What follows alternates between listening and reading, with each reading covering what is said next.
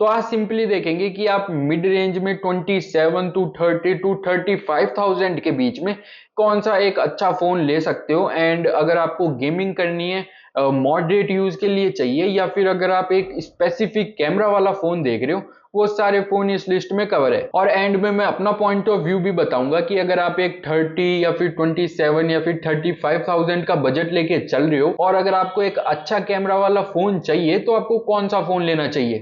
List का पहला phone है नथिंग फोन 3A। अब इसमें आपको प्रोसेसर मिलेगा स्नैपड्रैगन 7S Gen 3 एंड इसके जहां तक मुझे याद है Antutu में 8 लाख यानी 8 लाख के आसपास स्कोर्स आते हैं, जो कि मैं बोलूंगा ज्यादा कम भी नहीं है और बहुत ज्यादा भी नहीं है। बस ये इतने हैं कि आपको यूआई में ऐप ओपनिंग क्लोजिंग या फिर स्क्रॉल करने में 120 हर्ट्ज पे एक स्मूथ एक्सपीरियंस दे सके। और गेमिंग इज लाइक आप इसमें कैजुअल गेमिंग वगैरह कर सकते हो, बट जैसे ही हार्डकोर गेमिंग वगैरह करने की ट्राई करोगे इसमें लैग या फिर स्टटर्स दिखने लगेंगे। प्रोसेसर अच्छी खासी परफॉर्मेंस निकाल के दे देता है, बट इससे ज्यादा कुछ हाई एंड की परफॉर्मेंस एक्सपेक्ट मत करना। जो मॉडरेट टाइप के यूजर है उनके लिए प्रोसेसर बिल्कुल सही है। और अगर कैमरा की बात करें तो 50 मेगापिक्सल का मेन कैमरा है, 50 मेगापिक्सल का टेलीफोटो कैमरा है एंड 8 मेगापिक्सल का अल्ट्रा वाइड कैमरा है। तो इस कैमरा सेटअप को मैं सिंपली कहूंगा कि डिसेंट है, यूजेबल कैमरा सेटअप है, बट ज्यादा कुछ इस कैमरा सेटअप से एक्सपेक्ट मत करना। लाइक फोटोज एंड वीडियोज में नेचुरल कलर्स आते हैं, बट अगर आप वीडियोज 15-20 मिनट या फिर 30 मिनट की बनाने की ट्राई करोगे तो फ्रेम ड्रॉप्स बहुत इजीली दिखने लगेंगे। और ये जो एफपीएस ड्रॉप की प्रॉब्लम है ये नथिंग फोन 2 में भी थी, नथिंग फोन 2A में भी थी और अभी ये करंटली नथिंग फोन 3A में आ ही रही है। और एक और प्रॉब्लम है कि इसका जो फ्रंट कैमरा है उसमें आप सिर्फ 1080p 30 fps तक की वीडियो रिकॉर्ड कर सकते हो, जो कि फिर से जस्ट यूजेबल की कैटेगरी में आएगा। ओवरऑल कैमरा बहुत ही ज्यादा अच्छा भी नहीं है, बहुत ही ज्यादा बुरा भी नहीं है। कैजुअली अगर आप यूज करते हो तो सारे काम करवा देगा, वीडियो रिकॉर्डिंग एंड फोटोज में कुछ ज्यादा दिक्कत नहीं आने वाली है। बट इस फोन के कैमरा को लेके एक और चीज है जो कि आई गेस आपको बहुत इजीली नोटिस हो जाएगी। अगर आप इसके स्टॉक कैमरा ऐप जो कि नथिंग अपनी तरफ से देता है उससे वीडियो या फिर फोटो रिकॉर्ड करते हो और उसे कंपेयर करते हो किसी थर्ड पार्टी कैमरा ऐप से ली हुई फोटो या फिर वीडियो से, तो जो थर्ड पार्टी कैमरा ऐप से फोटोज या फिर वीडियोज ली हुई है वो बहुत ज्यादा अच्छी आती है। एंड अगर आप स्पेशली वीडियोज को कंपेयर करते हो जिसमें से एक वीडियो आपने स्टॉक कैमरा से ली है एंड सेकंड वीडियो अपने थर्ड पार्टी कैमरा से ली है, तो उन दोनों में से आप क्लियरली डिफरेंस देख पाओगे कि जो थर्ड पार्टी कैमरा ऐप से ली हुई वीडियो है वो बहुत ज्यादा अच्छी है। अब आई डोंट नो इसमें प्रॉब्लम क्या है, नथिंग अपने स्टॉक कैमरा की ऑप्टिमाइजेशन अच्छी नहीं कर पा रहा है या फिर कुछ और प्रॉब्लम हो सकती है। बट अगर आप third party camera app use करोगे तो उसमें ज्यादा अच्छी फोटोज एंड वीडियोज आएगी। एंड अगर आप मेरे से पूछो कि कौन सा third party camera app use करना चाहिए, then I would say go for black magic camera. Play store पे सिंपली सर्च कर लेना, मिल जाएगा। एंड जैसे ही इसे ओपन करोगे तो इसका लेआउट देख के डर मत जाना। अगर आपको प्रोफेशनल वीडियो बनानी है तो आप बाकी चीजों से जैसे आईएसओ इन चीजों से छेड़छाड़ कर सकते हो, बट अगर आपको नहीं पता कि ये सारी चीजें क्या होती है तो सिंपली रिकॉर्ड पे दबाना एंड रिकॉर्ड कर लेना वीडियो। एंड जैसे आप इसे कंपेयर करोगे स्टॉक कैमरा की फुटेज से, आपको नोटिस हो जाएगा कि कौन सी फुटेज ज्यादा बेटर। बट नथिंग फोन 3 को आप इसकी कैमरा या फिर इसकी परफॉर्मेंस के लिए बाय मत करना, बिकॉज इस फोन का मेन हाईलाइट इसकी डिजाइन और इसका सॉफ्टवेयर है। डिजाइन इसकी बहुत यूनिक है एंड ये काफी यू कैन से आई कैची तो है, बट एक टाइप से ये बहुत सिंपल सी भी लगती है। तो डिजाइन बहुत अजीब सी है, जिनको अच्छी लगती है उनको बहुत ज्यादा अच्छी लगती है एंड जिनको बेकार लगती है उनको बहुत ज्यादा बेकार लगती है। एंड ये डिजाइन बहुत ज्यादा कॉन्ट्रोवर्शियल भी है, बिकॉज इस फोन के लॉन्च के बाद रेडिट पे बहुत सारे लोग पोस्ट कर रहे थे कि उनको इस फोन की डिजाइन पसंद ही नहीं आ रही। बट ये कंट्रोवर्सी वगैरह तो होती ही रहती है, बिकॉज नथिंग वाले भी यही चाहते हैं कि इस फोन की बातें होती रहे एंड छोटी मोटी कंट्रोवर्सी की वजह से इनकी सेल भी बढ़ जाती है। बट आई वुड से कि अगर आपको डिजाइन पसंद आ रही है तो वो डिजाइन अच्छी है, you can definitely go for it. And अगर आप नथिंग फोन 3A और 3A प्रो के बीच में कंफ्यूज हो तो इन दोनों में ज्यादा कुछ फर्क है नहीं। आई वुड से डिजाइन का फर्क है and the second is camera में फर्क है। अगर इन दोनों के कैमरास को कंपेयर करें तो नथिंग फोन 3A 95% कैमरा आपको दे रहा है, जो कि नथिंग फोन 3A प्रो दे रहा है। तो कैमरास के बाद सिंपली बचती है डिजाइन, एंड डिजाइन आपके ऊपर है कि आप आप 3 से 4 हजार एक्स्ट्रा खर्च करना चाहते हो सिर्फ डिजाइन और 5% कैमरा इंप्रूवमेंट के लिए, एंड अगर आप करना चाहते हो तो it's completely your choice. And design के बाद नथिंग के फोन्स का मोस्ट हाईलाइटेड पार्ट इनका सॉफ्टवेयर के बारे में सिर्फ इतना बोलूंगा, सॉफ्टवेयर बहुत ज्यादा यूनिक है एंड बहुत ज्यादा कस्टमाइजेबल है। नथिंग अच्छे खासे 3+4 ईयर के OS update and security patch update offer करता है, बट ऐसा नहीं बोलूंगा कि इनके फोन्स में बग्स नहीं है या फिर इनके सॉफ्टवेयर में बग्स नहीं आते। बग्स आते रहते हैं, बट नथिंग वाले सोशल मीडिया पे बहुत ज्यादा एक्टिव रहते हैं, तो वो फीडबैक वगैरह लेते रहते हैं एंड फीचर्स डालते भी रहते हैं फोन में और फीचर्स हटाते भी रहते हैं। तो बग्स वगैरह एज सच कोई मेजर दिक्कत नहीं है। एंड फिर वही घूम फिर के बात आ जाती है कि अगर आपको नथिंग का ओएस अच्छा लगता है तो बहुत ज्यादा अच्छा लगता है, एंड कुछ लोगों को अच्छा नहीं लगता तो उनको बिल्कुल भी अच्छा नहीं लगता। तो अगर आपको फोन नथिंग का लेना ही है तो एक बार आप या तो किसी ऑफलाइन स्टोर पे अगर मिलता हो तो वहां पे जाके चेक कर सकते हो, या फिर ऑनलाइन भी बहुत सारी वीडियोस अवेलेबल है नथिंग के सॉफ्टवेयर को लेके, तो उन्हें देख सकते हो। अब उनको देखने से होगा ये कि आपको पता लग जाएगा कि आपको सॉफ्टवेयर अच्छा लग रहा है या नहीं लग रहा। तो in the end nothing phone 3A and 3A pro दोनों ही बहुत अच्छे फोन्स है, नॉर्मल यूज के लिए बहुत अच्छे रहेंगे। एंड इनका मोस्ट हाईलाइटेड पार्ट जिनके लिए आपको ये फोन बाय करना चाहिए is it's design and it's software. तो अगर आपको ये दोनों पसंद है तो it's a pretty great phone. And मैं तो सिंपली यही बोलूंगा कि अगर आप इस प्राइस में कोई गुड हार्डवेयर और ग्रेट सॉफ्टवेयर वाला फोन देख रहे हो then it's a pretty solid phone for you. So list का थर्ड फोन है iQOO Neo 10R एंड इसके अंदर आपको मिलेगा स्नैपड्रैगन 8S Gen 3 जो कि Antutu पे आपको 13.5 लाख के स्कोर्स निकाल के देगा। एंड इन स्कोर्स पे थोड़ी देर बाद बात करते हैं, बट उससे पहले एक नोट करने वाली बात यह है कि इस फोन के दो वेरिएंट आते हैं। पहला वाला वेरिएंट 128GB के साथ एंड दूसरा 256GB के साथ। तो जो 128GB वाला वेरिएंट है उसमें UFS 3.1 स्टोरेज आती है, एंड जो 256GB वाला वेरिएंट है उसमें 4.1 UFS स्टोरेज आती है। तो अब इससे होता क्या है, होने को कुछ भी नहीं होगा। अगर आप नॉर्मल ऐप को बंद या फिर चालू करते हो या फिर यूआई में यूं ही स्क्रॉल कर रहे हो या फिर कुछ छोटी मोटी हैवी एप्लीकेशन चला रहे हो तो आपको 0 to none लाइक ऐसे मान सकते हो कि बिल्कुल भी फर्क पता नहीं लगेगा। बट बात करें गेमिंग की तो गेमिंग में अगर आप बहुत लंबे टाइम तक गेमिंग करते हो या बहुत हैवी गेम खेल रहे हो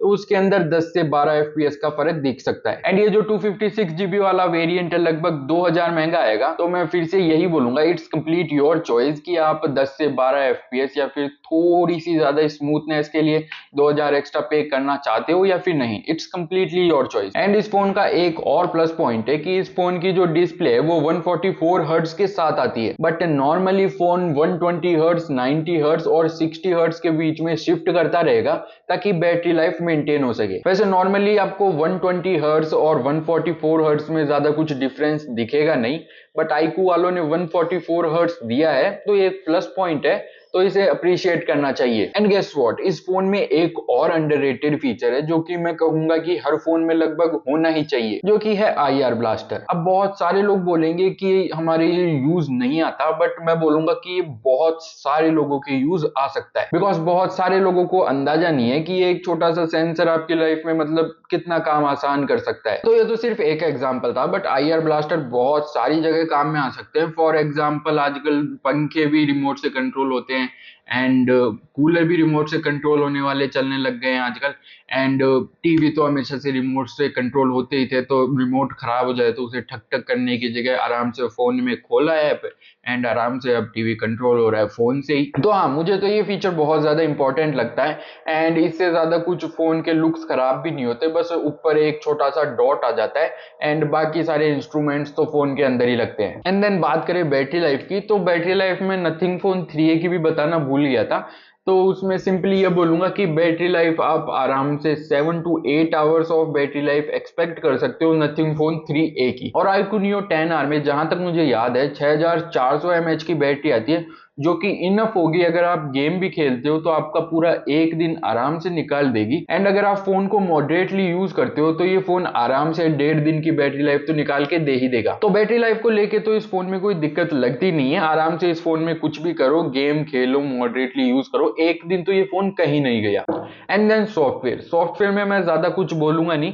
सॉफ्टवेयर में इसमें आता है FunTouch OS जो कि स्मूथ है, फीचर्स भर भर के मिल जाएंगे, बट अभी आपके ऊपर डिपेंड करता है कि आपको पसंद है या फिर नहीं है। तो अगर आपको फन टच ओएस पसंद है तो आप आराम से इस फोन के साथ जा सकते हो, बट मैं ये बोलूंगा अगर आपको नहीं भी पसंद तो भी ट्राई करो यही फोन लेने की, अगर आप गेमर हो तो स्पेशली। बाकी एआई फीचर आपको इसमें भी मिल जाएंगे, जो गैलरी में इरेज वाले फीचर होते हैं या फिर सर्कल टू सर्च वाला फीचर हो गया। बट मैं फिर से यही बोलूंगा कि एआई के बारे में अभी ज्यादा सोचा मत करो, जो भी ब्रांड मार्केटिंग कर रहे हैं उन सबको अवॉइड करो।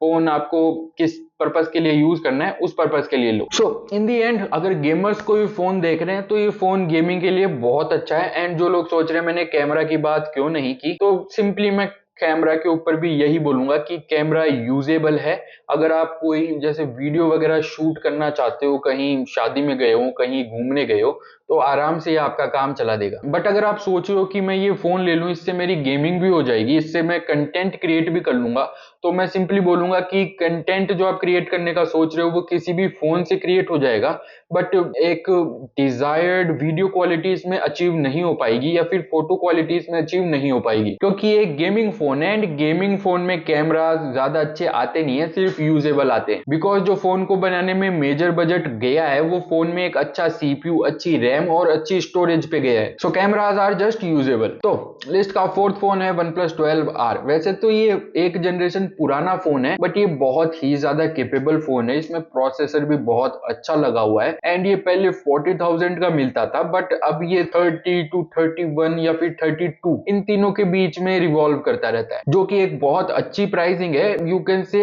OnePlus के काइंड ऑफ फ्लैगशिप फोन के लिए। तो इसमें मिलता है आपको स्नैपड्रैगन 8 Gen 2, जो कि Antutu पे आपको निकाल के देगा 15.5 लाख के स्कोर्स, जो कि मैं कहूंगा बहुत अच्छे हैं। बट कुछ लोग अभी बोलते हैं कि प्रोसेसर पुराना हो चुका है या फिर अब बहुत ज्यादा पावरफुल प्रोसेसर आ गए हैं या फिर प्रोसेसर गेम्स को इतनी अच्छी तरीके से हैंडल नहीं कर पाता। तो मैं सिंपली आपको यही बोलूंगा कि स्नैपड्रैगन 8 Gen 2 आज भी बहुत केपेबल प्रोसेसर है। और बात करें गेमिंग की तो इसमें लगभग सारे गेम बहुत अच्छे फ्रेम रेट्स पे चल जाएंगे। कहीं पे आपको ऐसा नहीं लगेगा कि फ्रेम ड्रॉप्स बहुत ज्यादा हो रहे हैं या फिर गेम खेलने में मजा नहीं आ रहा है। एंड अगर आप इस फोन को भी गेमिंग वगैरह के लिए देख रहे हो तो ये फोन भी गेमिंग वगैरह के लिए बहुत अच्छा है। टेम्परेचर्स भी इसके ज्यादा जाते नहीं है एंड ये प्रीटी सॉलिड फोन है फॉर गेमिंग। तो इस फोन पे मैं आपका ज्यादा टाइम लूंगा नहीं, ये फोन प्रीटी सॉर्टेड फोन है एंड कह सकते हो ये एक ऑलराउंडर फोन है। शानदार बैटरी लाइफ है, अच्छी डिस्प्ले है एंड इसकी बिल्ड क्वालिटी भी बहुत शानदार है। मेटल एंड ग्लास की बिल्ड क्वालिटी है एंड इसका जो कैमरा मॉड्यूल का लेआउट है वो भी बहुत ज्यादा प्रीमियम लगता है। एंड मैं तो सिंपली ये बोलूंगा कि OnePlus 13R का जो कैमरा मॉड्यूल है मुझे तो उससे ज्यादा बढ़िया OnePlus 12R का कैमरा मॉड्यूल लगता है। बिकॉज एक तो उन्होंने OnePlus 13R के कैमरा मॉड्यूल के साइड में थोड़ी सी जगह छोड़ दी है,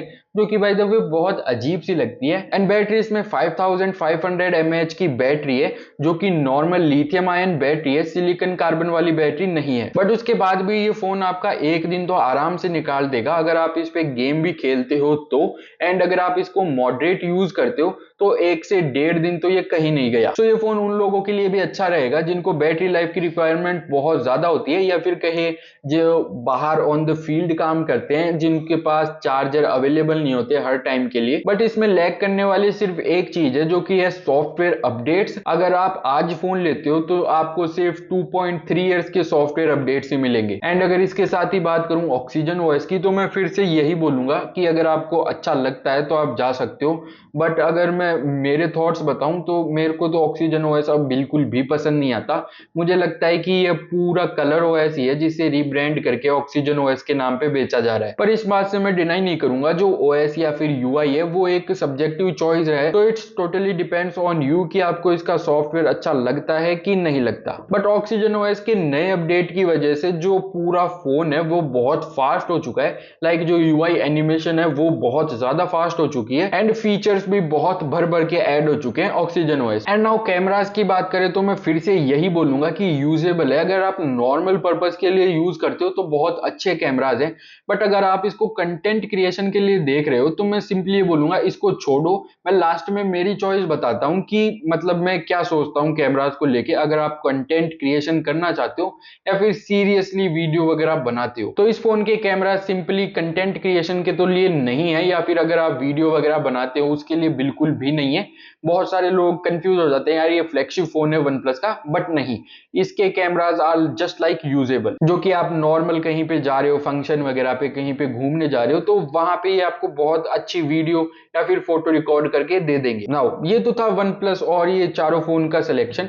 बट अब बहुत सारे लोग सोच रहे होंगे कि मैंने इन कैमरास को यूजेबल क्यों बताया, मतलब वन प्लस 12R के कैमरा को भी अच्छा क्यों नहीं बताया। बिकॉज अब जो मिड रेंज में फोन्स आ रहे हैं वो या तो मेजरली परफॉर्मेंस पे फोकस कर रहे हैं, या फिर अगर कोई कैमरा पे फोकस कर भी रहा है तो वो फोटोज पे ही लिपट के रह जाता है। मिड रेंज में कोई भी ऐसा फोन नहीं है जो मेनली कैमराज पे फोकस करता हो। तो मैं सिंपली मेरी चॉइस बताता हूँ। कंटेंट क्रिएशन करना चाहते हो अगर, या फिर आप वीडियो वगैरह बनाना चाहते हो, कुछ भी कैमरा से रिलेटेड काम है आपको, आप सीरियसली सोच रहे हो कि मुझे एक अच्छे कैमरा वाला फोन चाहिए और आपका बजट लगभग 30,000 के आसपास है, मैं सिंपली ये बोलूंगा कि आप अगर स्टूडेंट हो तो पैसे जोड़ लो, या फिर अगर आप वर्किंग प्रोफेशनल हो तो पैसे कमा लो, या फिर कुछ भी करो, कैसे भी 10 से 12,000 जोड़ो और सिंपली एक S23 ले लो। क्योंकि अगर आप 30,000 किसी फोन पे स्पेंड कर रहे हो just for camera, so I guess आप उसको 3 से 4 साल आगे चलाने वाले हो। बिकॉज एक 30,000 वाले मीडियोकर कैमरा वाले फोन को 3 से 4 साल चलाने से अच्छा यही है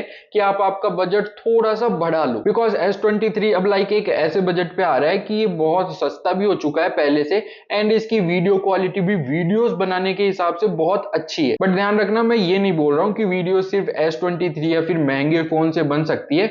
वीडियोस आप iQOO के फोन से भी बना सकते हो, but if you want a certain video quality in your videos तो S23 एक बेयर मिनिमम फोन है जो कि आप बाय कर सकते हो, एंड ये एक अच्छी वीडियो क्वालिटी निकाल के देगा। अब इस फोन के सिंपली मैं प्रोस तो बताऊंगा नहीं, मैं सिंपली कॉन्स बता देता हूं, क्योंकि ये एक बहुत ही अच्छा फोन है, फ्लैगशिप फोन है। इसमें सिंपली एक ही कॉन है जो कि है बैटरी लाइफ। बैटरी इसमें 3900 mAh की आती है, जो कि 6 से 6.5 घंटे का स्क्रीन ऑन टाइम निकाल के देगी मॉडरेट यूज पे। बाकी बैटरी लाइफ को छोड़ के इस फोन में एज सच कोई भी मेजर प्रॉब्लम नहीं है। इस फोन की डिजाइन बहुत फ्लैगशिप टाइप की है, इस फोन की बिल्ड क्वालिटी भी अच्छी है। तो इन दी एंड अगर आप इन सब में से कोई phone video creation, content creation के लिए देख रहे हो तो S23 बहुत अच्छा फोन है। And that's it for today, और मिलते हैं अगले वीडियो में।